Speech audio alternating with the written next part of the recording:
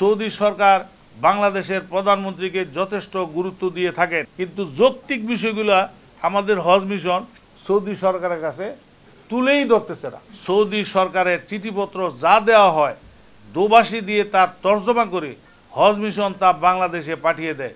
বাস্তব অবস্থা তুলে ধরতে পারলে সৌদি সরকারের কাছ থেকে বাংলাদেশের জন্য অনেক কিছুই আনা সম্ভব।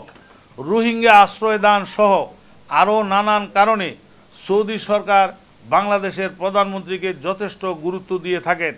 আমরা যারা সৌদি যাতায়াত করি তারা তা উপলব্ধি করি। এর একটি জ্বলন্ত উদাহরণ, সারা বিশ্বের জন্য এজেন্সি প্রতি হজযাত্রীর সর্বনিম্ন কোটা 500, শুধুমাত্র বাংলাদেশের জন্য সর্বনিম্ন কোটা 250 জন। তাহলে বাংলাদেশকে সারা বিশ্ব থেকে সৌদি সরকার আলাদা দৃষ্টিতে দেখেন। প্রতি লাইসেন্সে, এক লাইসেন্সে সেইটা মিনিমাম 250 করা হয়েছে, যেটা বিশ্বের কারোর জন্য করা হয়নি।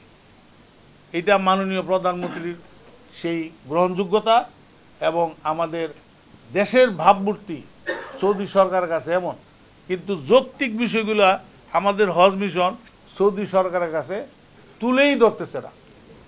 প্রিয় সাংবাদিক বন্ধুগণ, সুষ্ঠু হজ ব্যবস্থাপনার বৃহত্তর স্বার্থে 2024 সনের হজ ব্যবস্থাপনার সকল প্রতিবন্ধকতা দ্রুত নিরসনের জন্য আমরা মাননীয় প্রধানমন্ত্রীর সরাসরি হস্তক্ষেপ অত্যন্ত বিনয়ের সাথে কামনা করছি।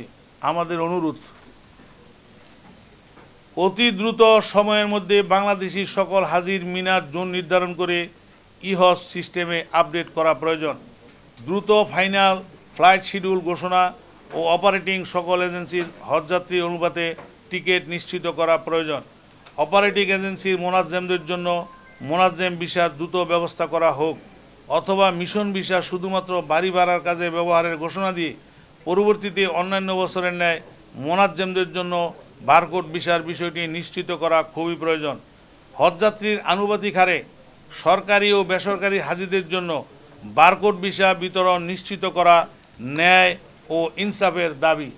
এই বিষয়টি আমি একটু আপনাদেরকে বিশ্লেষণ করতে চাই যে প্রতি বছর সৌদি সরকারের পক্ষ থেকে বাংলাদেশের জন্য, বাংলাদেশের হজযাত্রীদের সেবার জন্য কিছু বারকোড ভিসা বরাদ্দ দেওয়া হয় হজযাত্রীদের সার্ভিসের জন্য, যেখানে আমাদের সরকারের ডাক্তারের টিম যায়, নার্সের টিম যায়, সরকারের প্রশাসনিক টিম যায়, এগুলি যা প্রয়োজন সেগুলি যায়। এছাড়া অন্যান্য যে সার্ভিস সেগুলো প্রোভাইড করার জন্য এই বারকোড ভিসাগুলো দেওয়া হয়।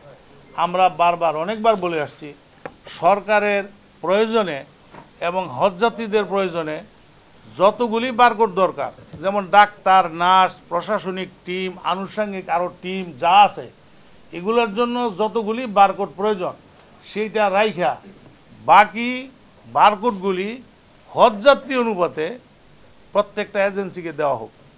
আপনারা জানেন যে শতকরা 95% হজযাত্রী বেসরকারিভাবে যায়, অথচ সেই বারকোডের 259টা এজেন্সি এবার অপারেটিং।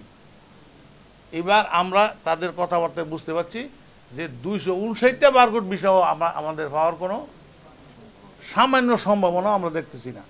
ওই আমাদেরকে মিশন ভিসায় এখন যাওয়ার জন্য বলা হচ্ছে।